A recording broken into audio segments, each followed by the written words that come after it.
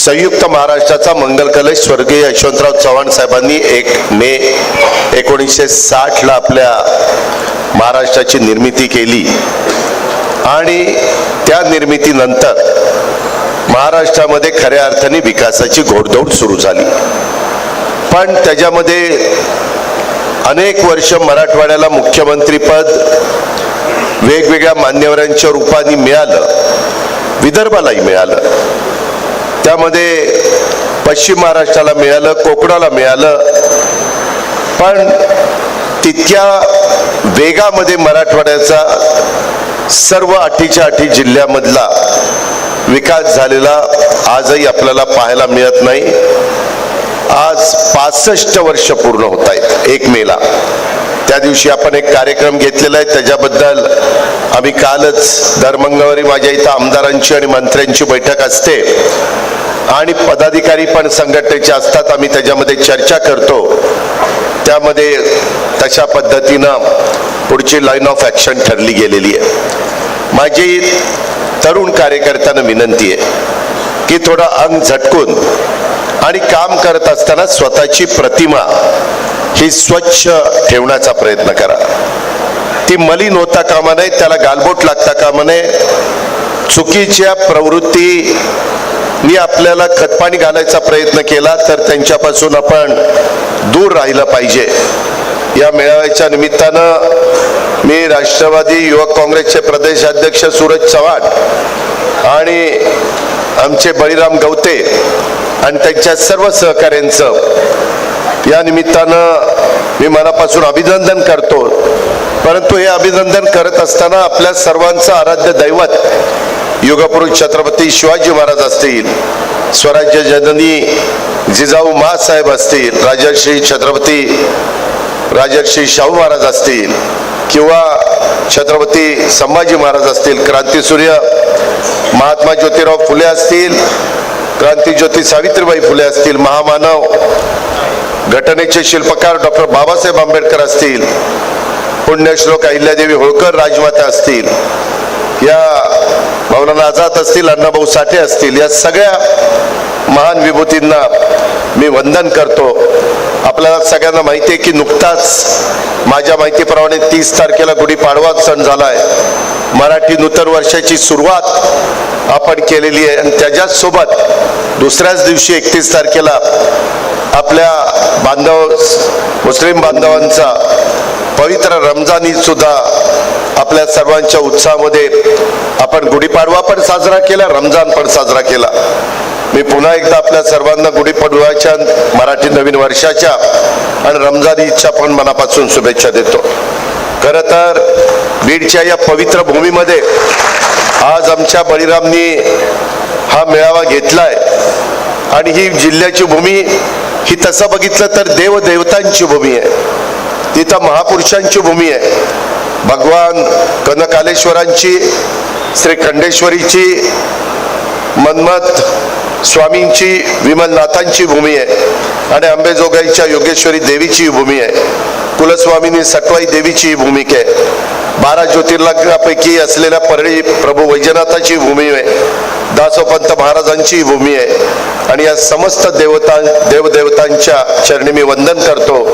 बीड जिल्ह्याचा, महाराष्ट्राचा विकासासाठी काम करत राहण्याच्यासाठी राष्ट्रवादी काँग्रेस पक्षाला बळ दे असं साकडं आपल्या सर्वांच्या साक्षीने मी देवदेवतांच्या चरणी त्या ठिकाणी घालतो। तसं बघितलं तर आपल्या जिल्ह्याचा ऐतिहासिक, पौराणिक, आध्यात्मिक संदर्भ आहे। ह्याला एक वेगळं आगळं अशा प्रकारचं युवकांनो महत्व आहे। रामायणात सीताबाईचं अपहरण होत असताना रावण आणि जटायू यांच्यातील लढाई इतिहासात अशी नोंद आहे की बीडच्या याच भूमीमध्ये झाल्याचं सांगितलं जातं। रावणासारख्या कोणत्याही अपप्रवृत्तींना रोखण्याची ताकद या बीड जिल्ह्याच्या मातीमध्ये आणि बीडच्या माणसामध्ये, हे सुद्धा आपण सगळ्यांनी लक्षामध्ये घेतलं पाहिजे। पण बदनामी करणाऱ्या गोष्टी ह्या आपल्याला थांबवायच्यात। त्यासाठी आपल्याला राष्ट्रवादी काँग्रेस पक्षाच्या पदाधिकाऱ्यांनी, कार्यकर्त्यांनी एकत्र येऊन काम करायचं। ते नुसतं अजित पवारांनी भाषणामध्ये सांगून होणार नाही।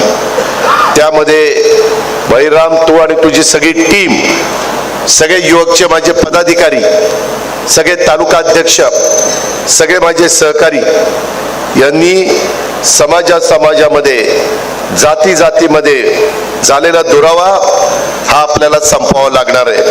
बीडला पुन्हा एकदा विकासाच्या वाटेवर पुढे घेऊन जाण्याचं काम हे आपल्याला सगळ्यांना करावं लागणार आहे. आजचा राष्ट्रवादी युवक काँग्रेसचा मेळावा हा ज्या सभागृहामध्ये होता त्याचा उल्लेख मगाशी बळीरामनी केला की त्याला सर्वांचं मार्गदर्शक मी आल्या मी बळीरामला विचारलं की आता काय करायचं. तो म्हणला दादा पहिला पायऱ्या चढून गेल्यानंतर स्वर्गीय यशवंतराव चव्हाण साहेबांच्या अर्धपुतळ्याला पुष्पहार अर्पण करायचा आणि स्टेजवर गेल्यानंतर युगपुरुष छत्रपती शिवाजी महाराजांना त्या ठिकाणी नतमस्तक व्हायचं. हा निव्वळ योगायोग नाहीये तर सर्वांचे मार्गदर्शक स्वर्गीय यशवंतराव चव्हाण साहेब आणि त्यांचे विचार या मेळाव्याच्या निमित्तानं आपल्याला पुढे घेऊन जायचंय. आपल्याला त्यांचं बेरजेचं राजकारण हे त्या ठिकाणी करायचंय. पण बेरजेचं राजकारण करत असताना मला राजेश्वरला सांगायचंय, माझ्या आजी माजी आमदारांना सांगायचंय, प्रमुख मान्यवरांना सांगायचंय, बळीरामला सांगायचंय, सगळ्या सेलच्या प्रमुखांना सांगायचंय, बाबांनो पक्षामध्ये कार्यकर्त्यांना घेत असताना त्यांचं थोडं रेकॉर्ड मी काल रात्री SP ला फोन करून रेकॉर्ड वेगवेगळ्या मान्यवरांचं मागितलं. त्यामध्ये आपण ज्यावेळेस लोकांना सांगतो असं वागलं पाहिजे त्यावेळेस आपल्या अवतीभवती देखील चुकीच्या प्रवृत्तीची लोक असता कामा नये. आणि ती खबरदारी एक मला झेड कॅटेगरी असल्यामुळे पोलिसांचं पण आहे पण आपल्या कार्यकर्त्यांचं पण आहे, प्रमुख देखील मान्यवरांचं आहे. उगीच एखादी गोष्ट लाईटली घेतली तर त्याची जबरदस्त किंमत ही त्या पक्षालाही मोजावी लागते, त्या नेतृत्वाला पण मोजावी लागते. बाबांनो तसं अजिबात होऊन देऊ नका. त्यामध्ये मी सकाळी आलो तसं योगेशकडं चहा पाणी घेतला, त्याच्यानंतर मी पक्षाच्या कार्यालयामध्ये वेगवेगळी निवेदन स्वीकारली. मी माझ्या पद्धतीने मला सुदैवाने तुमच्या सगळ्यांच्या मुळे राष्ट्रवादी काँग्रेस पक्षामुळं काँग्रेसमुळं, कारण मी सुरुवातीला काँग्रेसचा खासदार झालो आणि नंतर मग 99 पासून राष्ट्रवादीचा झालो, त्याच्यामुळं मला अनेक गोष्टीचा अनुभव आहे. थोडीशे माझ्या भागातल्या पश्चिम महाराष्ट्रातल्या लोकांची कामाची पद्धत आणि मराठवाड्यातली कामाची पद्धत याच्यामध्ये तफावत आहे. त्याच्यामध्ये राजेश्वर आबा सांगत असतो दादा नाही तिथं असं आहे तिथं तसं आहे, आमच्या इथं असं असतं आमच्या इथं तसं असतं. तसं काही नाही, आपण सवय लावू तसं ते घडतं. मी आज येताना माझ्याबरोबर काही सहकारी होते, त्याच्यात मी काही अधिकाऱ्यांना पण बरोबर आणलंय जे पूर्वी इथं काम करत होते. आपल्याला मला या मेळाव्याच्या निमित्तानं बळीराम पहिलं सांगायचं म्हणजे ज्या तरी मला सांगितलं दादा इथं मेळावा होणार म्हणून अक्षरशः खुर्च्या तुटलेल्या होत्या. काल आम्ही वेल्डिंग केलं तेव्हा हे तरुण कार्यकर्ते नीटपणे खुर्च्यावर बसले. इतकी दुरावस्था त्या ठिकाणी झालेली आहे. बाकीच्या काही गोष्टी करायच्या, मी त्याचं सर्वेक्षण करायला सांगतो आणि याला जो काही निधी लागेल तो निधी उपलब्ध करून देण्याची जबाबदारी पालकमंत्री म्हणून माझी स्वतःची राहील. त्याबद्दल आपण काही काळजी करू नका. आपल्याला बऱ्याच गोष्टी करायच्या. आज मी ज्यावेळेस आढावा घेणार आहे, मी पुढच्या ट्रिपला येईल त्यावेळेस कदाचित DPDC घेईल, कदाचित किंवा त्याच्या पुढे घेईल. मला सुरुवातीलाच DPDCच्या निमित्तानं कामं मला जी योग्य वाटतात ती मंजूर करायची, त्या विधानसभा मतदारसंघात करायची आणि ती लगेच त्याला प्रमा द्यायची, TS द्यायचा आणि पुढं कामं चालू ठेवायची. मला त्या कामाचा दर्जाही बघायचा आहे. मला इतकी निवेदनं आज आलेली आहेत, मी लिहून घेतलंय. कुणाची COची आहेत, कुणाची कलेक्टरची आहेत, कुणाची शिक्षण अधिकाऱ्याची आहेत, वेगवेगळ्या कुणाची पोलीस खात्याची आहेत, अशा अनेक प्रकारची संघटनेची आहेत. ती निवेदनं देत असताना आम्हाला निधी द्या, आम्हाला 10 लाख रुपये द्या. मी ठरवलेलं आहे मी कुणालाही 10 लाख रुपये देणार नाही. ज्याच्यातनं टेंडर निघेल असेच टेंडर 15 लाखाची मी त्या ठिकाणी काढणार आहे. कारण मला इथं दिलेला यावेळेस मी पालकमंत्री झाल्यामुळे सगळ्या 36 जिल्ह्याला पैसे देण्याचं माझ्या हातात असतं. त्याच्यातून नेहमीपेक्षा इतरांच्या तुलनेमध्ये जी वाढ झाली त्यापेक्षा जास्तीची वाढ बीड जिल्ह्याला करण्याचा मी प्रयत्न केलेला आहे. तुम्ही काळजी करू नका. जेवढं काही मला तुम्हालाही सगळ्यांना वाटेल की बाबा आजपर्यंत अनेकांनी हे जर नेतृत्व केलं, पण सुदैवाने अर्थ आणि नियोजन खात्याची जबाबदारी माझी असल्यामुळं युवकांनो त्याच्यातनं कसं मग बीडमध्ये काय करायचं. मगाशी बेरोजगारांचा प्रश्न बहिरामनी तुमच्या समोर मांडला आणि आज सगळीकडे प्रश्न आहे. त्याकरता राज्य सरकारने केंद्र सरकारने काही पावलं उचलली. त्याकरता आपल्याला इथं विमानतळाची गरज आहे. आजपर्यंत दुर्दैवाने विमानतळ झालं नाही. शेवटी इथं यायचं म्हटलं तर एक तर लातूरला उतरावं लागतं, दुसरं नांदेडला उतरावं लागतं, किंवा तिसरं मी आत्ताच संभाजीनगर छत्रपती संभाजीनगरला विमानतळावर उतरून इकडे आलो. विमानतळाची धावपट्टी तिथं असली तरी कुठल्याही गोष्टी अधिकाऱ्यांना, मंत्र्यांना, वरिष्ठ पदाधिकाऱ्यांना यायला जायला सोपं जातं. त्याबद्दल मी आज तो विषय घेतलेला आहे. आपली रेल्वे बीडकरांनो, तुम्ही तुमच्या मनाला प्रश्न विचारा, किती वर्ष बीडच्या रेल्वेचं काम चाललेलं आहे. त्याला इतका विलंब लावायला कोण जबाबदार आहे. कोणीतरी नैतिक जबाबदारी घेतली पाहिजे. असं कोणीतरी येऊन जादूची कांडी फिरवल्यासारखी कामं होत नसतात. त्याला पाठपुरावा करावा लागतो. मी आता माझ्या एका अधिकाऱ्याची इथं नेमणूक केलेली आहे आणि मंत्रालयामध्ये एक सेक्रेटरी लेवलचा माणूस, त्याला सांगितलेलं की महत्वाची कामं, छोटी मोठी कामं तर लोकप्रतिनिधी करतील, परंतु जे पाण्याच्या संदर्भातले प्रश्न आहेत, जे विजेच्या संदर्भातले प्रश्न आहेत, आपल्या जिल्ह्यातनं गेलेले नॅशनल हायवेच्या संदर्भातले प्रश्न आहेत, शक्तिपीठाच्या संदर्भातला मराठवाडा विदर्भाचा प्रश्न आहे, त्याच्या संदर्भामध्ये रेल्वेचा प्रश्न आहे, विमानतळाचा प्रश्न आहे. मी आता इथं इन्क्युबेशन सेंटर, इनोव्हेशन सेंटर काढायचं माझ्या डोक्यात आहे. त्याच्यातून साधारण 200 कोटी रुपयाची गुंतवणूक आहे. किती? 200 कोटी रुपयाची. आणि त्याच्यात 165 कोटी रुपये मी टाटा ट्रस्ट कडनं आणणार आहे आणि साधारण 35 कोटी रुपये आपण राज्य सरकारकडनं कसे टाकायचे ते मी त्या ठिकाणी बघीन. ह्याच्यातून मुलं आणि मुली हे आपल्याला तयार करायचं आहे. नवीन प्रशिक्षण त्यांना द्यायचं आहे, ज्याच्यातून ते प्रशिक्षण दिल्यानंतर तुमच्या भागातल्या मुलांना मुलींना हाताला काम मिळेल. आपल्याला आता आर्ट्स, सायन्स, कॉमर्स असे हजारो लाखो लोक झालीत. आता त्या डिग्रीला फार काही महत्व राहिलेलं नाही आहे, पण फार नाही.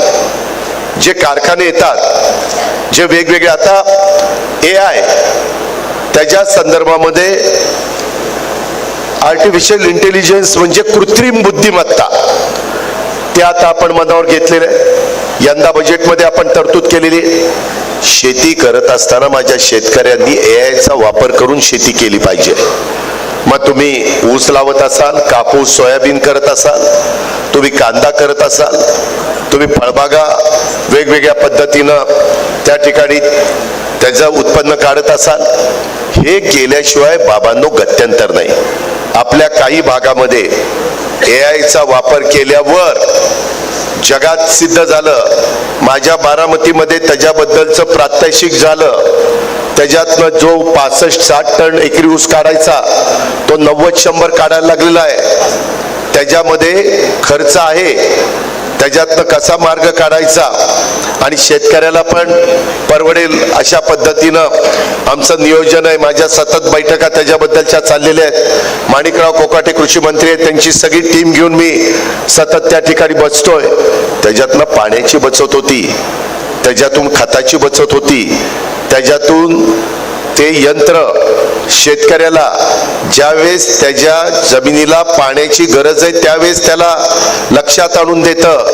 मोबाईलवर मेसेज येतो की आता ह्या पिकाला इतके पाण्याची गरज आहे, इतके ह्या खताची गरज आहे, आणि मग ते पाण्यातनं खत द्यायचं. त्या पाण्यातनं दिल्यामुळं आपण जसं पहिली नळी दुसरी नळी कच्ची बांधणी पक्की बांधणी करतो ते ऊसाच्या पानातच निम्माचं खत पडतं, मुळाला किती पडतं? बरं पाणी मिसल्यावर एवढं पाणी आपण भरतो की काही चांगल्या काळवटीचा त्याच्यात चोपणमध्ये रूपांतर होतं, त्याला मीठ फुटतंय. ह्या सगळ्या गोष्टी त्याच्यातनं थांबतात. वापसा सतत त्या रानाला जेव्हा पाहिजे तेव्हा पाणी मिळतं आणि हे टेक्निक सिद्ध झालेलं आहे. त्याबद्दल मी यंदा 500 कोटी रुपये बजेटमध्ये तरतूद केलेली आहे. बाबांनो, हे केल्याशिवाय किती दिवस आपण या भागातली अनेक माझी मुलं मुली किंवा जुन्या पिढ्या जाऊन ऊस तोडणारे, बाकीच्यांनी यायचं आम्ही तुमचा ऊस तोडायला जातो, आम्ही हे करतो ते करतो. अरे दुसरं काहीतरी काम दिलं पाहिजे ना. आता टप्प्याटप्प्याने जसं तुमच्या बैल गेलीत, आता जुगाड, तुम्ही काय म्हणता, काही मुंगळा म्हणतात, काही जुगाड म्हणतात, गाडी असते आणि त्याला ट्रॅक्टर जोडला जातो. आता माझे ह्याही भागातले लोक मोठ्या प्रमाणावर तशा वापर करायला लागलेले, त्यामुळं त्यांनाही बैलापेक्षा परवडतं. कारण बैलाला नाही आज खाडा आला तरी चारा घालायला लागतोय, खत त्या खाद्य द्यावं लागते, पाणी द्यावं लागते, देखरेख करावी लागते. तसं ट्रॅक्टरच्या बाबतीत घडत नाही. आता हळूहळू टप्प्याटप्प्याने हार्वेस्टर पण तयार करण्यात आलेले आहेत. मांजरा सहकारी साखर कारखाना, मला वाटतं विलासराव देशमुखांचं नाव दिलंय ना त्याला, त्या कारखाना 100% हार्वेस्टरने ऊस तोडतो. तुमच्याच मराठवाड्यामध्ये आपल्या बीडला लागून जो लातूर जिल्हा आहे तिथं ही परिस्थिती आहे. काही वर्षांनी टप्प्याटप्प्याने मशिनरी येणार, त्यावेळेस त्या मुलांना मुलींना वेगळं प्रशिक्षण देऊन आपल्याला त्यांना स्वतःच्या पायावर उभं करावं लागणार. म्हणून मी मगाशी इन्क्युबेशन सेंटर, इनोव्हेशन सेंटरचा उल्लेख केला. एवढंच नाही तरुणांनो, युवकांनो, आपण आता सायन्स पार्क आपल्या इथं नाहीये, ते पण आपण त्या ठिकाणी करतोय. त्याच्यामध्ये तारांगण हे मराठी शब्द तोही आपण त्या ठिकाणी करतोय. तरुण मुलांना बाकीच्या भागात, आता मी रत्नागिरीला गेलो तिथं तारांगण आहे, पिंपरी चिंचवडला सायन्स पार्क आहे, इतर वेगवेगळ्या भागामध्ये. मग आपल्या बीडमध्ये का नसावं? जिल्ह्याच्या ठिकाणी केलं जाणार. माझी नेते मंडळींना पण विनंती आहे, विमानतळ हे जिल्ह्याच्या जवळ पाहिजे. काही जणांचं म्हणणं की इथून बीड फक्त 1.5 तासावर आहे, कशाला पाहिजे? आज अजित पवार त्या संभाजीनगरला उतरला, छत्रपती संभाजीनगरला, आणि तिथून इकडं आला, त्याच्यात 1.5 तास वाया गेला. तोच जर मी लवकर आलो असतो तर 1.5 तास अजून मला इथल्या विकास कामाला देता आलं असतं. ही गोष्ट तुम्ही लक्षात घ्या. कधी कधी तुम्हाला वाटेल याच्यात काय विशेष, उद्याच्याला काही उद्योगपतींना आपण गुंतवणूक करायला लावली तर त्यांनी पण विमानाने आलं. आता बहुतेक उद्योगपतींच्याकडे विमान आहेत, सकाळी आलं त्यांनी त्यांचं काम केलं, संध्याकाळी परत त्यांना पुण्याला जायचं असेल, दिल्लीला जायचं असेल, मुंबईला जायचं असेल, जिथं जायचं असेल तिथं ते जातील. त्यांना ते फार आडवळणी जिल्ह्याचं ठिकाण वाटणार नाही. ह्या मूलभूत गरजा आहेत. हे आता काय ऐशारमी लोकांचं काम राहिलेलं नाहीये. आज लाखो करोडो लोक तुमच्या माझ्या देशातनं प्रवास करतात. आम्ही टप्प्याटप्प्याने नाईट लँडिंग, आत्ता परवा आम्ही बीडला नाही शिर्डीला सुरू केलं. शिर्डीला काल मोठ्या प्रमाणावर साईबाबाचं दर्शन घ्यायला रात्री विमान आलं. भाविक आल्यानंतर तिथला पण व्यवसाय वाढतो, हॉटेलचा व्यवसाय वाढतो. प्रत्यक्ष वेगवेगळ्या पद्धतीनं अनेक गोष्टी त्या ठिकाणी आपल्याला बघायला मिळतात आणि म्हणून तेही आपण त्या बाबतीमध्ये करतो. आपलं DRM रेल्वेचं सादरीकरण ते पण मी आजच्या मीटिंगमध्ये घेणार आहे. मी CO त्याच्यानंतर पोलीस अधीक्षक यांचंही सादरीकरण घेणार आहे.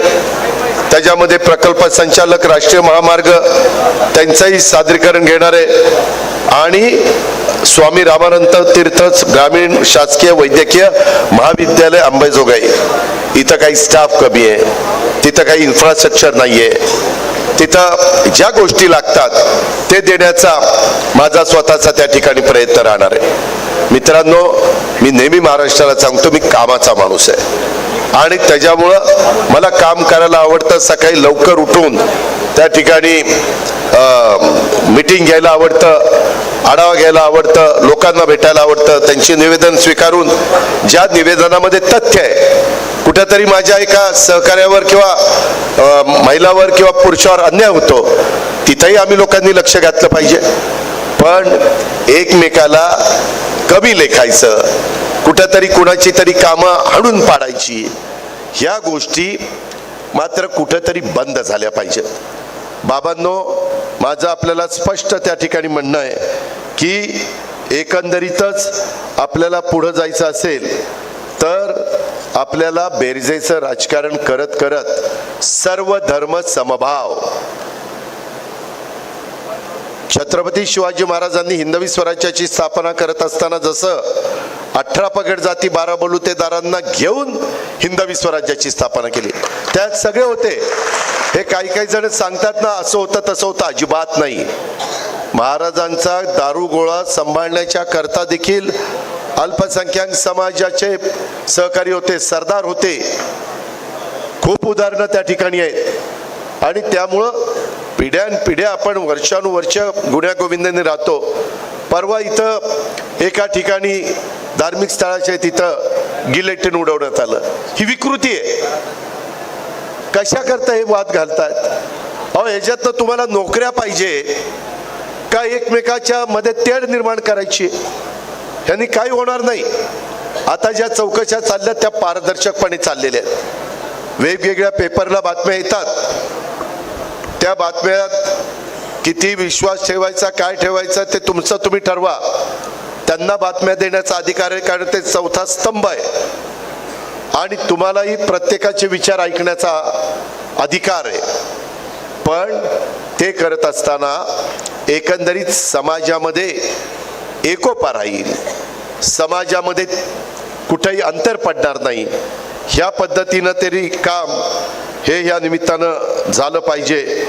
एकंदरीतच हे काम करत असताना माझी तुम्हाला विनंती आहे की राष्ट्रवादी युवक काँग्रेसच्या माझ्या कार्यकर्त्यांनी, सूरज असेल, बळीराम असेल किंवा बाकीचे सगळे माझे सहकारी असतील, युवकांचे प्रश्न, बेरोजगारी, शिक्षण, व्यवसाय, शेतकऱ्यांच्या समस्या यावर काम करण्याच्या करता स्थानिक पातळीवर युवकांचं संघटन हे नीट असलं पाहिजे.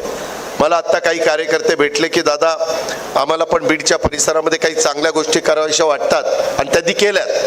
त्यांनी मला आत्ता निवेदन दिलं. अशांना मी प्रोत्साहन देईन. हे काम केलं पाहिजे. अधिकाऱ्यांनी अधिकाऱ्यांचं काम केलं पाहिजे, नेत्यांनी त्यांचं काम केलं पाहिजे, परंतु एक जबाबदार नागरिक या नात्याने आपण पण आपले आपले कामं मार्गी लावली पाहिजे. गाव पातळीवर, जिल्हा पातळीवर, तालुका पातळीवर युवा नेतृत्व आपण घडवलं पाहिजे. लोकांच्या पर्यंत पक्षाचा विचार आपण पोहोचवला पाहिजे. लोकांच्या समस्या फक्त ऐकून चालणार नाही तर त्यावर कार्यक्षम उपाय करण्याचा प्रयत्न करा. मी त्याबद्दल युवकांना, बळीरामला सांगेन की तुम्ही जे काही चर्चा कराल, तुम्हाला एखादी गोष्ट गंभीर वाटली नाही, पालकमंत्र्याच्या कानावर घालायला पाहिजे, त्यावेळेस मी आल्यानंतर मला त्याच्याबद्दलची निवेदन द्या. मी अधिकाऱ्यांनी घेऊन ते प्रश्न कसे मार्गी लावायचे ह्या प्रकारे आपण ते प्रश्न मार्गी लावू. त्याच्यामध्ये एकंदरीतच प्रचार, प्रसार आणि संघटन मजबूत करण्यासाठी डिजिटल प्लॅटफॉर्मचा पण वापर आपण केला पाहिजे, पण तो चांगल्या कामाकरता केला पाहिजे. काय वेळेस मी बघतो ते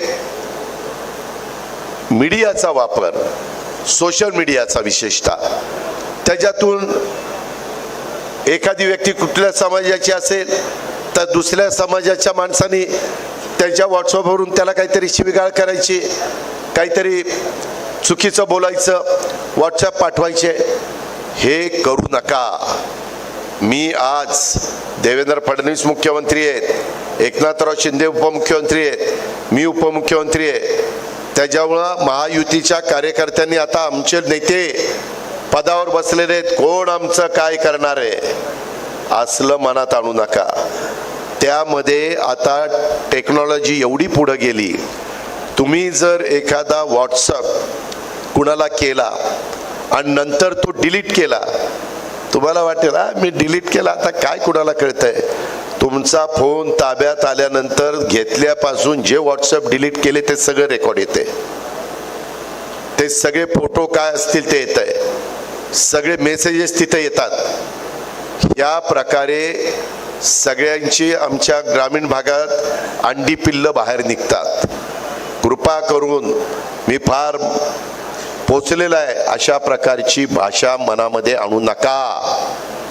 जर त्याच्यात तुम्ही अडकला तर अशांना सोडवायला मी पुढे येणार नाही. मी उलट पोलिसांना सांगेन, ह्याला टायरमध्ये घ्या, ह्याला ठोकून काढा. हे असलं नाही चालणार. मी काहींना तर मकोका लावायला सांगितलेला आहे. मी दादागिरी अजिबात कुणाचीच खपून घेणार नाही. सत्ताधारी पक्षाच्या कार्यकर्त्यांची पण खपून घेणार नाही आणि विरोधी पक्षाची पण खपून घेणार नाही. ज्यांचा राजकारणाची अर्थार्थी संबंध नाहीये अशांची पण खपून घेणार नाही. ही बाब सगळ्यांनी ध्यानामध्ये घ्या. वेगवेगळी बाहेर निघताय, त्याची तपासली जातील, त्याच्यात तथ्य आहे का नाही हे पाहिलं जाईल. उगीच काही कुणाची बदनामी करण्याचा प्रयत्न केला गेला तर तोही खपून घेतला जाणार नाही. परंतु कुणी जर चुकीचंच वागत असेल आणि ते धागेदोरे लांबपर्यंत पोहोचत असतील तर तिथं पण पाठीशी घालण्याचं काम केलं जाणार नाही. प्रसार आणि प्रचार आणि संघटन मजबूत करत असताना पक्षासाठी निस्वार्थीपणे तुम्ही काम करा. पक्षाच्या धोरणांशी प्रामाणिकपणे राहा. सदस्य नोंदणीचा अभियान 1 मे महाराष्ट्र दिन राष्ट्रवादी काँग्रेस पक्षाच्याकडनं ते चाललेलं आहे आणि संयुक्त महाराष्ट्राचा 65 वर्ष पूर्ण होत असल्यामुळं आपण महाराष्ट्र महोत्सव पण साजरा त्या ठिकाणी करतोय. त्याचाही कार्यक्रम आपण केलेला आहे. त्याच्या पद्धतीनं मी बऱ्याचदा कार्यकर्ते येतात, माझ्याकडे निवेदन देतात, इतकं जोशात बोलतात, आमचं हे आमचं ते. इथनं पुढं त्यांनी किती सभासद नोंदणी केली पण तेही विभागणार आहे. तुम्ही जर संघटनेचे पदाधिकारी म्हणून अधिकारवाणीनं तुमचा पालकमंत्री म्हणून माझ्याकडे काम करून कामाला येणार असाल तर जो माझा कार्यकर्ता आहे, इतरांना तर कॉमन मॅनला विचारायचं कारण नाही, कारण मी सगळ्यांचा पालकमंत्री आहे. पण माझा कार्यकर्ता, आमची महिला, आमची युवती आमच्यावर अधिकार दाखवत असेल, तिनं दाखवला पाहिजे, पण तिचंही काम तेवढंच तडफेचं असलं पाहिजे. उद्याच्याला मलाही कळलं पाहिजे की नाही, त्यांनी 1000 सभासद केले, 500 सभासद केले. ह्या पद्धतीनं संघटना त्या ठिकाणी वाढत असते. कारण पुढं जिल्हा परिषद, तालुका पंचायत, नगरपंचायत ह्या ज्या निवडणुका आहेत, माझ्या माहितीप्रमाणे आपल्या बीड जिल्ह्यात एकही महानगरपालिका नाही का, एकही नाही. पुढं कधी बीडचं पॉप्युलेशन वाढलं तर बीड महानगरपालिका होईल.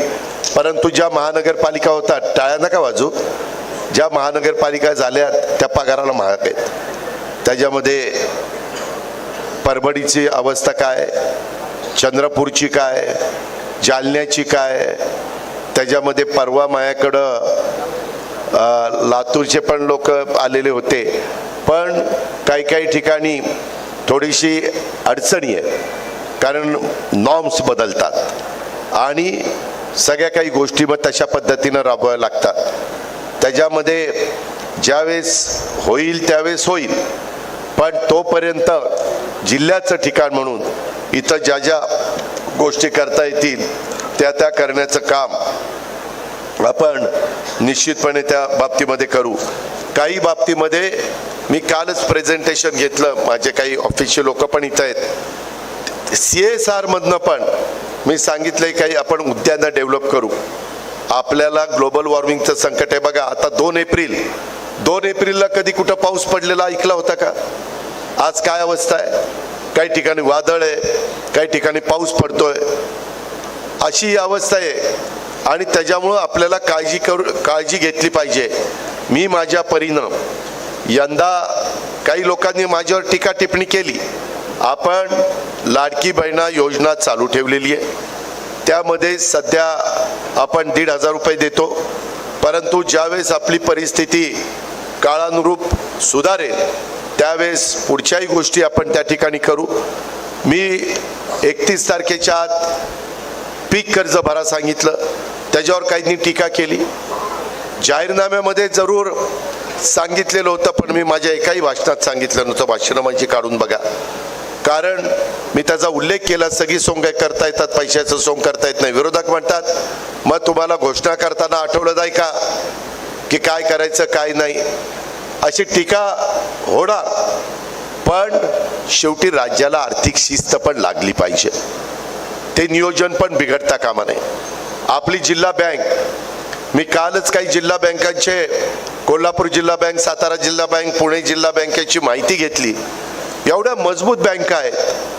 माझी बारामती सहकारी बँक 0% माझा NPA, ग्रॉस NPA नाही, रेग्युलर NPA. सर, संस्था नीट चालवायच्या म्हटलं तर चालवता येतात. आपली स्वतःची भूमिका स्वच्छ असली पाहिजे. आज आम्ही काय त्या बुलढाणा जिल्हा बँकेला मदत केलेली आहे. आपल्याला काही जण मला म्हणाले की दादा आम्हाला चांगले अधिकारी त्या ठिकाणी द्या. इथं काही अधिकारी बदलावे लागणार आहेत, काही निगरगट्ट झालेले आहेत, काही त्यांना सोयीसुतक पडलेलं नाही. त्यांना असं वाटत असेल का अजित पवार पालकमंत्री म्हणून आज आला, आजचा दिवस जेवढं काही त्याचं बोलणं ऐकून घ्यायचं तेवढं घेऊ, परत उद्यापासून आपणच आपले. पण त्यांना मी हे सांगणार आहे, पण पुढच्या ट्रिपला आल्यावर मग तुमच्याकडे बघतोच कसं काय. सांगितलेली कामं मी दमदाटी करत नाही. त्यांनी जनतेचं काम करण्याचं, प्रशासनाचं काम करण्याचं स्वीकारलेलं आहे. त्याकरता त्यांना पगार मिळतो, त्याकरता त्यांना वाढ मिळते, त्याकरता त्यांना 7वं वेतन मिळतंय, पुढं 8वंही वेतन मिळेल, त्याहीबद्दल दुमत नाही. पण त्यांनी पण त्यांची जबाबदारी पार पाडली पाहिजे. आत्ता एक माजी नगराध्यक्ष मला येऊन भेटल्या का, विद्यमान नगराध्यक्ष, त्या म्हणल्या दादा आम्ही काम सांगितलं तर सरळ अधिकारी म्हणतात जा कुठं जायचं तिथं. असं उर्मट सारखं जे कोणी अधिकारी वागत असतील, रीतसर सांगितलेलं काम असताना चुकीचं काम सांगितलं तर मी चुकीच्या कामाचं समर्थन करणार नाही, परंतु रीतसर काम सांगितलं असताना अशी जर भाषा जर प्रशासनातल्या कुठल्या व्यक्तीने केली तर ती पण आम्ही खपून घेणार नाही. काही अधिकारी बरेच वर्षानुवर्षे इथंच बसलेत, इथल्या इथंच बदल्या. बीडवरून माजलगाव, माजलगावरून आष्टी, आष्टीवरून पाटोदा, पाटोद्यावरून गेवराई आणि गेवराईहून पुढं अंबेजोगाई. ती काय इथनं हालायलाच तयार नाही. तसल्यांना काहींना बदलावं लागेल, त्यांनी त्यांचं काम दाखवावं. काही आज मला असंही निवेदक भेटले, म्हणजे कार्यकर्ते भेटले की दादा कालच्या अर्थसंकल्पामध्ये XYZ अधिकाऱ्यावर अन्याय झाला, त्याला सस्पेंड करायला नको होतं, परंतु मंत्र्यांनी जाहीर केलं आणि त्यांना सस्पेंड केलं. असंही जर झालेलं असेल तर आपण कुणावर अन्याय करायला बसलो नाही. आम्ही युवकांनो ताम्रपट घेऊन जन्माला आलेलो नाहीये. जनतेचा पाठिंबा आहे तोपर्यंत आम्ही सरकारमध्ये. जनतेचा पाठिंबा नसेल त्यावेळेस लोकांनी सांगितलं त्यावेळेस बाजूला जावं लागेल. पण पाठिंबा आहे तोपर्यंत तरी योग्य पद्धतीनं तर काम झालं पाहिजे. रिझल्ट ओरिएंटल काम ज्याला म्हणतात ते तर झालं पाहिजे. आणि म्हणून तशा पद्धतीनं पुढं जाण्याचं काम आपण सगळेजण मिळून ह्या निमित्तानं करू. इतर अनेक बाकीच्या पण बऱ्याच गोष्टी आहेत, मी ते प्रेसला नीटपणे त्या ठिकाणी सांगेन. पण युवकांनो, दिवस उद्याचे तुमचे आहेत, कारण नव्या चेहऱ्यांना, तरुण रक्ताला वाव मिळाला पाहिजे, हे माझ्यासारख्या कार्यकर्त्याची मनापासूनची भावना आहे. मी देखील अतिशय तरुण वयामध्ये मला पक्षामुळं खासदारकी, आमदारकी, राज्यमंत्रीपद, मंत्रीपद, उपमुख्यमंत्रीपद, मी तर म्हणजे अतिशयोक्ती करत नाही, पण मला तुम्ही सगळ्या जनतेनी, महाराष्ट्रानी आणि आमदारांनी 6 वेळेला उपमुख्यमंत्री केलं. मला नाही वाटत परत कधी कोण मायेचा लाल ह्या राज्याचा 6 वेळेला उपमुख्यमंत्री. खोटं नाही सांगत, ही वस्तुस्थिती आहे. पण नुसतं 6 वेळेला उपमुख्यमंत्री असून उपयोग काय, त्याचं रिझल्ट पण मला देता आले पाहिजे. आणि त्याच्यामुळं आता बघा, मी मागं तुमच्याकडे पालकमंत्री म्हणून येऊन गेलो, मिटिंग घेतल्या, लगेच काय नाही, 1 महिना झाला अजित पवार बीडमध्ये आला नाही. अरे तिथं बसून मी बजेट करत होतो, 7,20,00,000 कोटीचं बजेट केलं. किती? एकाने येऊन मी तर 7,20,00,000 कोटी आकडा काढून दाखवा. 7 मराठीत नाही, अंकामध्ये, म्हणजे अक्षरी नाही, मराठीत नाही, मराठीतच, पण अक्षरी नाही, अंकामध्ये. 7,20,00,000 कोटी कशाला म्हणता? आज हे सगळं करत असताना काही गोष्टी निवडणुकीच्या आधी इतक्या मोठ्या प्रमाणावर वेगवेगळ्या जाहीर करण्यात आल्या, तिथं कुठंतरी समन्वय साधला गेला पाहिजे. त्याच्यामध्ये राज्याचं भलं झालं पाहिजे, केंद्राचा निधी आला पाहिजे, वर्ल्ड बँकेचा निधी आला पाहिजे, वेगवेगळ्या प्रकारे कमी व्याजाने जपानचा निधी जायकाचा मिळतो, अशा अनेक बाबी आहेत, तो निधी आला पाहिजे. काल ज्योतिराजे शिंदे यांच्या बरोबर मुख्यमंत्री, आम्ही दोन्ही उपमुख्यमंत्री बसलो होतो. त्याच्या संदर्भामध्ये जे काही काम आहे ते संचार मंत्रालयाचं काम सगळीकडे कसं आपल्या महाराष्ट्राला चांगलं देता येईल, नितीन गडकरींच्या मदतीने राष्ट्रीय महामार्ग केंद्राचा कसा पैसा येईल. यंदा केंद्राने बजेटमध्ये 1,25,00,000 कोटी रुपये बिनव्याजी 50 वर्षाच्या परतफेडीनं द्यायचं ठरवलंय. किती? 1,25,00,000 कोटी देशाला आहे. पण त्याच्यामध्ये आमचा तिघांचा प्रयत्न, तिघं म्हणजे कोण? देवेंद्र, मी आणि एकनाथराव, की ते बिनव्याजी 50 वर्षाच्या परतफेडीनं, 50 वर्ष त्याला व्याज नाही, 1,25,00,000 कोटी, त्याच्यातले उद्या 15-20 हजार कोटी रुपये आपल्या राज्याला आणायला आम्ही यशस्वी झालो तर आपल्या राज्याचा फायदा नाही का? त्याच्या संदर्भामध्ये काही PPP मॉडेल असतात, त्याचा फायदा आपल्याला करून घ्यायचा नाही का? जर आपण शिल्कीमध्येच काम करायचं म्हटलं तर आपली हयात जाईल. लोकांना काम पण लवकर पाहिजे, रिझल्ट पण पाहिजे, आणि त्यामुळं आपलं असणारं स्थूल उत्पन्न त्या प्रमाणात आपल्याला कर्ज काढता येतं, आणि त्या नियमामध्ये राहून जे काही कर्ज काढता येईल ते कर्ज काढून आम्ही आपलं उत्पन्न पण वाढवण्याचा प्रयत्न करतोय. याही गोष्टीचा विचार आपण सगळ्यांनी करा. इथं राखेच्या संदर्भात बोललं जातं, ते राख कलेक्ट करणारी गँग, वाळू गँग, भूखंडवाली गँग, सगळे गँगच आहे तिकडं. पण ते गँग आता स्वतःसारख्या सरळ करायच्या त्यांना, त्याच्यामध्ये त्याला इलाज नाही. तुम्ही घाबरू नका, तुम्ही चुकूही नका, पण तुम्ही कोणाच्या दबावाला घाबरू नका. त्या संदर्भात आज पण आता बऱ्याच गोष्टी मी एक्साईजच्या सेक्रेटरीला पण आणलेलं आहे, काय काय करायचं ते येताना आमचं बोलणं झालं. मी इकडं उतरलो 8 वाजता आणि मी योगेशजींच्या घरी गेलो आणि त्यांना सांगितलं की तुम्ही अधिकाऱ्यांच्या बरोबर बसून ही सगळी तयारी करा, म्हणजे मग मी मिटिंगला बसल्यावर माझाही वेळ वाचेल आणि आपले कामं पण लवकर होतील. आणि मी एवढी व्यवस्थित यंत्रणा राबवतो, तुमचं तुम्हालाच कळेल की मागच्या तुलनेमध्ये कामाचा स्पीड वाढलेला आहे. पण रस्ता नुसता मंजूर करून बिल जो काढेल ना त्याला नाही मातीत घातला तर बोला, मग तो रस्ता दाखवावा लागेल. पहिले फोटो ते जे एक्झिक्युटिव्ह इंजिनियर असेल, डेप्युटी इंजिनियर असेल, तसले लाड अजिबात होणार नाही. जो पैसा आहे तो पैसा सत्कारणी लागला पाहिजे, पैसा हिशोब नीट लागला पाहिजे. मी पण 5 पैसे कोणाचा मिंदा राहणार नाही, पण जो पैसा दिला जाईल, आता उद्या इथंही पैसे जे काही तुझ्या खुर्च्या बिरच्या तुटल्या, कुठं बळीराम तुटला म्हणत होता, तेही चांगल्या पद्धतीने आपण करू, पण ते केल्यानंतर टिकवण्याचं काम तर तुमचं आहे ना. कमी येऊन बघू, तुटली कर खुर्ची, मी करून देईल ना, पण तुमचं तुम्ही स्वच्छ ठेवलं पाहिजे. नाही तर इथून 5 दिवशी कुठंतरी थुंकायचं, काहीतरी गुटखा खायचा, काहीतरी खायचं, आणि ते तसं नाही ना चालणार. तुम्हालाही चांगल्या सवयी लावून घेतल्या पाहिजे. कुठं बाहेर गेलं की काहीतरी मी तर मला शाल घातली ना, त्या ह्याच्या शाली असतात ना आमच्या पंढरपूरला टाकतात तशा जरीच्या, त्याच्यातला कागद तसाच, हार आणला ना ते पिशवी असते तिथेच मी पहिली ती पिशवी उचलतो, मी आता उचलायला सुरुवात केल्यावरती लाजगाजत नाही दादा राहू द्या, दादा राहू द्या. मग तुला मी उचलेपर्यंत कळलं नाही का तुझी अक्कल कुठं घाण टाकली होती? नका ना आणू, शाली आणू नका, टोप्या घालू नका, मला त्याच्यामध्ये हार घालू नका, येऊन नुसता नमस्कार करा, तो मला प्रेमाचा वाटेल. पण भला मोठा हार, जेवढा मोठा हार तेवढी भीती वाटते. याला काहीतरी याने कुठंतरी मारली, काय मारली ती बघा तुम्ही. आणि त्याच्यामुळं ते हाराचा बोजा आहे आता आपल्या मानगुटावर.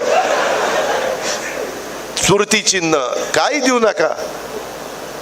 कर्म धर्म संयोगाने, आई बापाच्या कृपेने, चुलत्याच्या कृपेने बरंच चांगलं चाललंय आमचं. काही देऊ नका, फक्त प्रेम द्या. माझा नमस्कार घ्या, तुमचा नमस्कार करा, पायाही पडू नका. मी जाहीरपणे सांगतो, आजचे पुढारी पाया पडण्याच्या लायकीचे नाही. ज्याच्या पाया पडतात त्याची हिस्ट्री आठवा. अरे म्हणाल मी कुणाच्या पाया पडलो, कुणाच्या पाया पडलो. आई बापाच्या पाया पडा ना, गुरूंच्या पाया पडा. तुम्हाला जो गुरु म्हणून शिकवतो त्याच्या पाया पडा ना.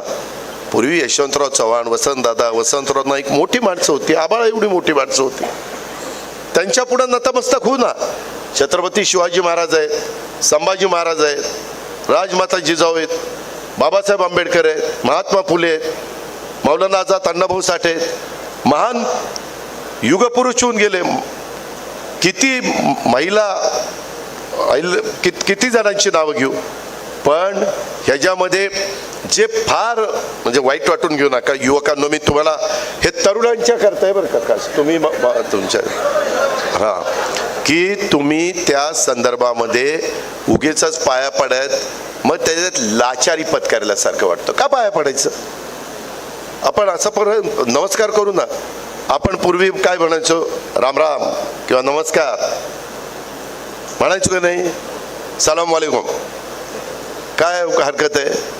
आपण सगळ्या जाती धर्माचा आदर केला पाहिजे. कुणाचाही आपण त्या ठिकाणी मनात आडी ठेवता कामा नये. ही पण माझं तुम्हाला सगळ्यांना सांग. मला खूप बोलण्यासारखं आहे, परंतु मला बळीराम, तू आणि तुझ्या प्रत्येक बाकीच्या कार्यकर्त्यांनी किती सभासद केले, पुढच्या वेळेसपासून ते पण सांगितलं पाहिजे. वेगवेगळ्या सेलनी काय केलं, त्याच्यामध्ये बाकीच्या कमिट्या करताना जे आमचं सूत्र आहे त्या पद्धतीनं मी कमिट्या करीन. म्हणजे राष्ट्रवादीला किती, भाजपला किती, शिवसेनेला किती, DPCचा पण निधी कुणाला किती, हे एक सूत्र आम्ही ठरवलेलं आहे एक शिस्त लागण्याकरता. त्याच्या बाहेर मी त्या ठिकाणी जाणार नाही. पण ते करत असताना मी ती कामाची यादी पण बघणार. मला निधी देण्याचा अधिकार जसा आहे तसा कुठल्या कामाकरता निधी संबंधित लोकप्रतिनिधी मागतायत ह्याची पण मी शहानिशा करणार आणि त्याला त्या ठिकाणी मान्यता देणार. अशा पद्धतीनं आपण काम करत त्या ठिकाणी राहू. अतिशय उत्तम पद्धतीनं आपण आता सूरज चव्हाणांचे पण दौरे चाललेले आहेत. वेगवेगळ्या रक्तदान शिबिरं, समाजोपयोगी उपक्रम हे राष्ट्रवादी युवक काँग्रेसने राबवले पाहिजेत. त्याच्यामध्ये युवा जागर अभियान हे पण आपण त्या ठिकाणी युवकांच्या समोर वारंवार जाऊन अधोरेखित केलं पाहिजे. आणि दुसरं, जे प्रवक्ते असतात ना बोलणारे, त्यांनी फार तोलून मापून बोला बाबा. उगीच काहीतरी असं काहीतरी बोलून कुठल्या समाजाला राग येईल किंवा तो समाज आपल्या पक्षावर नाराज होईल असलंही वक्तव्य करण्याच्या भानगडीत पडू नका. आम्हाला पण ते दांडकं घेऊन येतात. हा दादा तुमचं काय म्हणणं आहे? अरे थांब ना, जरा माहिती घेऊन तुमचं काय म्हणणं आहे. जरा माझ्यासारख्याला पण, मी उपमुख्यमंत्री असलो तर माहिती घेतल्याशिवाय सहसा बोलत नाही. आणि आता मी दुधाचे पण पैसे मगाशी सांगायचं राहिलं, जवळपास 7 रुपये लिटरनी बहुतेकांचे पैसे सोडलेत. काही थोडेसे राहिलेत ते पण लवकरच त्या ठिकाणी देतोय. जिथं जिथं माझ्या शेतकऱ्याला मदत लागेल तिथं तिथं महायुतीचं सरकार तुमच्या पाठीशी आहे. पण तुम्हाला पण आम्ही वेळोवेळी जे मार्गदर्शन करू, जो सल्ला देऊ, जे आव्हान करू, त्या प्रकारे तरुणांनो ह्या कानाचं ऐकून त्या कानाचं सोडू नका. तुम्हालाही गावोगावी जाऊन ते समजून सांगावं लागणार आहे, तर आपली संघटना मजबूत होईल. तर तुम्हाला उद्या जिल्हा परिषद, तालुका पंचायत, नगरपालिका, नगरपंचायत ह्यामध्ये नेतृत्व करता येईल. ह्याच्यातनंच नेतृत्व तयार होतं. हे पण आपण सगळ्यांनी लक्षात घ्या. आईच्या पोटातनं कुणीच शिकून येत नाही. जन्माला आल्यानंतरच एक एक दिवस आम्ही आज देखील जरी आमचं वय इतकं झालेलं असेल तरी देखील आम्ही रोज काही शिकण्याचा प्रयत्न करतोय. नवीन नवीन रोज शिकता येतं. मग मीच सर्व गुणसंपन्न आहे असं पण समजण्याचं काही कारण नाही. आणि पदाधिकाऱ्यांनी पण माझा कार्यक्रम ह्यांनी हाणून पाडला. कुणी कुणाचा कार्यक्रम हाणून पाडत नाही. तुम्ही कार्यक्रम घेत चला. त्याच्यामध्ये जे कार्यक्रम आम्हाला द्यायचे ते आम्ही देऊ. पण ह्यांनी कार्यक्रम हाणून पाडला, त्यांनी कार्यक्रम हाणून पाडला असं काय डोक्यात आणता? चांगला विचार करा ना. साधू संतांनी काय सांगितलेलं आहे त्याचं जरा आचरण करा आणि निर्व्यसनी राहा. ते एक महत्वाचं आहे. नाहीतर काय मग ते खरं नाही. ह्या पद्धतीनं बाबांनो आपण पुढे जाऊ. बहिराम, तुम्ही आणि तुमच्या सगळ्या सहकाऱ्यांनी चांगला कार्यक्रम त्या ठिकाणी आयोजित केलेला आहे. पाठपुरावा करत चला. मी सगळ्यांना सांगेल स्टेजवरच्या आणि तुम्हाला पण, ज्या प्रेसला मी गोष्टी सांगेल, माझ्या तर ऑफिसला मी पाठपुरावा करायला लावीनच, पण तुम्ही देखील वेगवेगळ्या प्रकारचे जे काही प्रश्न आहेत आणि काही बाबतीत माझ्याकडं अशा तक्रारी आलेल्या आहेत की दादा तिथं तुम्ही कामाचा दर्जा तपासा स्क्वॉड पाठवून. काही इतक्या बेकार कामं चाललेली आहेत ते मी स्क्वॉड पाठवून तपासणार. जो कॉन्ट्रॅक्टर असेल, भले तो अजित पवारच्या जवळचा असला तरी तो चुकीचं काम करत असेल तर त्याला आम्ही काळ्या यादीमध्ये टाकणार, ब्लॅक लिस्टला टाकणार. कारण हा पैसा मंजूर करून आणताना खूप त्रास होतो. हे साधं गणित नाहीये. आता तुम्हाला पशुसंवर्धन कॉलेज पण 550 कोटी रुपयाचं दिलेलं आहे. 550 कोटी. तुम्ही आता मी पालकमंत्री झाल्यापासून मी ती लिस्टच बनवणार आहे काय म्हणजे बीड, कारण बीड जिल्ह्याच्या लोकांनी माझ्याकडनं खूप अपेक्षा व्यक्त केलेल्या आहेत. मी पुढच्या वेळेस थोडं मुक्कामाच्या तयारीनं येईल आणि बीडमधली प्रतिष्ठित लोक, काही डॉक्टर असतील, काही इंजिनियर असतील, काही क्वालिफाईड लोक असतील, वेगवेगळ्या क्षेत्रातली मान्यवर, त्यांची एक मी बैठक घेणार आहे आणि त्यांना विचारणार आहे की तुमच्या आमच्याकडनं काय अपेक्षा आहे. कारण काही भाग इतका पुढे निघून गेलेला आहे आणि आपला इथला अजून कचराही निघत नाहीये, साफसफाई नीट होत नाहीये, इतका विरोधाभास आहे. आणि त्याकरता ते दुरुस्त करायचं असेल तर मी एकट्याने किती लावून धरून चालणार नाही. त्याच्यात इथल्या लोकांची पण मानसिकता ह्याच्यामध्ये आम्हाला बदल करावा लागेल आणि त्यांनाही विश्वासात घ्यावं लागेल. त्यांनाही असं वाटतं का म्हणायला येतो काय सांगतो, पुढारपण करतो, निघून जातो.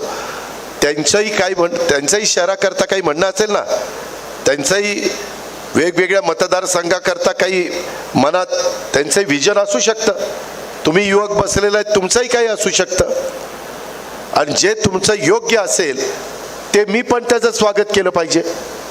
मी पण अधिकाऱ्यांना सांगितलं पाहिजे, सांगतोय बरोबर आहे. मी त्यावेळेस सगळे अधिकारी ठेवले हजर. सगळे मी जिथं जातो तिथं कलेक्टर, SP, CO, वेगवेगळे PWD, इरिगेशन, हे सगळे अधिकारी तिथं हजर ठेवतो. का तर मग तिथल्या तिथं आपल्याला निर्णय घ्यायला सोपं जातं. ह्या पद्धतीनं मित्रांनो आपण पुढे जाऊ. आता अजून मला काही ठिकाणी जायचं आहे आणि वेळेमध्ये कार्यक्रम झाले तरच माझ्या पुढच्या मला वाटतं 2 वाजल्यापासून 5 वाजेपर्यंत का 1:30 वाजल्यापासून 5-5:30 पर्यंत मी मीटिंग घेतलेली आहे. आणि एक करा बाबांनो, एकदा निवेदन दिलं ना, निवेदन वाचून पहिलं द्या.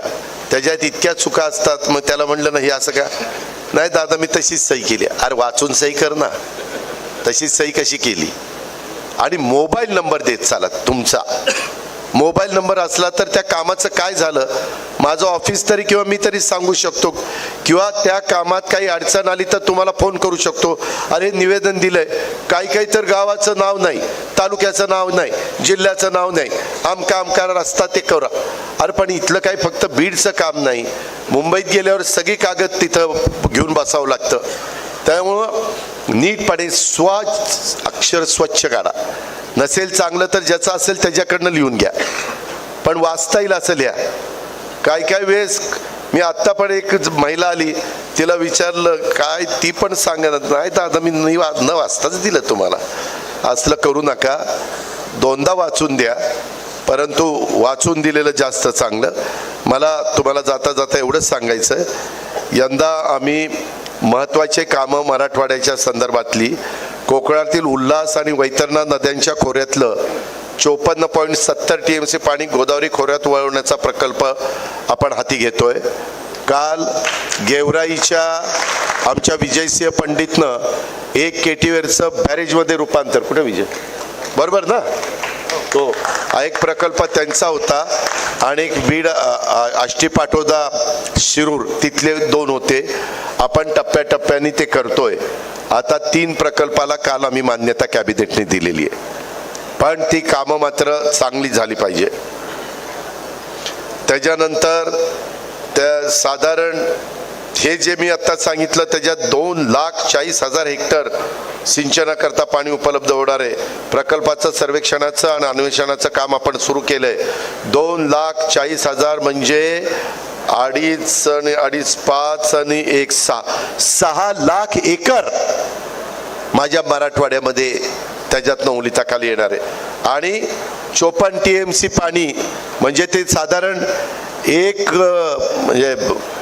TMC पाणी म्हणजे 10,000 एकराला पुरतं, म्हणजे 50 एकराचं 5 लाख TMC, आणि 54-55चं साधारण 5 लाख एकर, 6 लाख एकराचं हे पाणी आहे. गोदावरी खोरे पुनर्भरण मराठवाडा ग्रीड हे महत्वाकांक्षी प्रकल्प वित्तीय संस्थांच्या साहाय्याने राबवण्यात येणार. ह्याच्याकरता 37,000 कोटी रुपये आपण त्या ठिकाणी खर्च करतोय. न्यायालयाची स्थापना, 18 नवीन न्यायालयाची स्थापना आपण त्याच्यामध्ये मराठवाड्यामध्ये करतोय.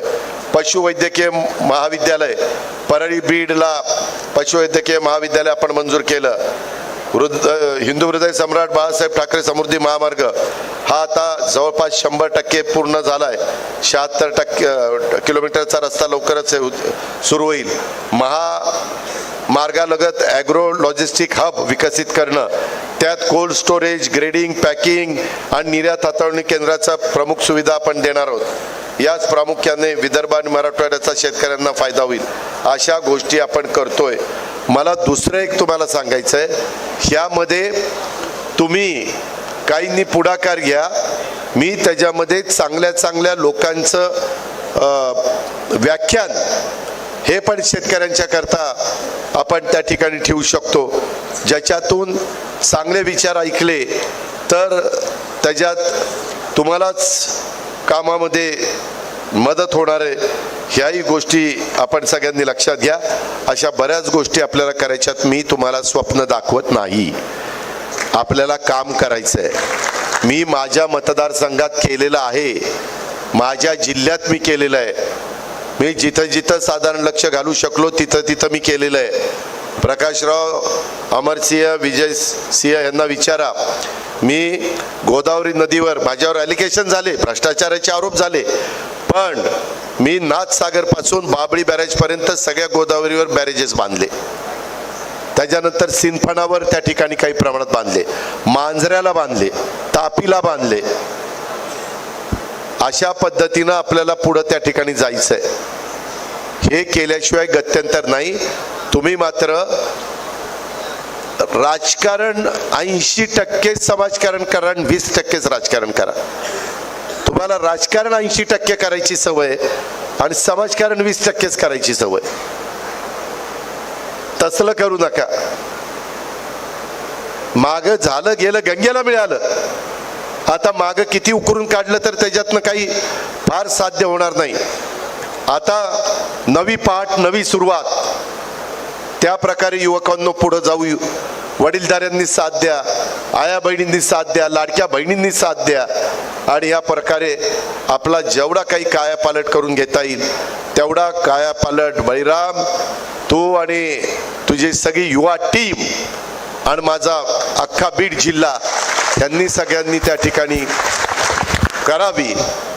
मी तुम्हाला मनापासून साथ देईल एवढेच खात्री देतो आणि आपल्या सगळ्यांची रजा घेतो. जय हिंद, जय महाराष्ट्र. धन्यवाद दादा. यानंतर या युवा संवाद मेळाव्याच्या कार्यक्रमाचं आभार प्रदर्शन माननीय बबनराव बाप्पा गवते पाटील यांना मी विनंती करतो आपण आभार प्रदर्शन करावं. ज्यांना निवेदन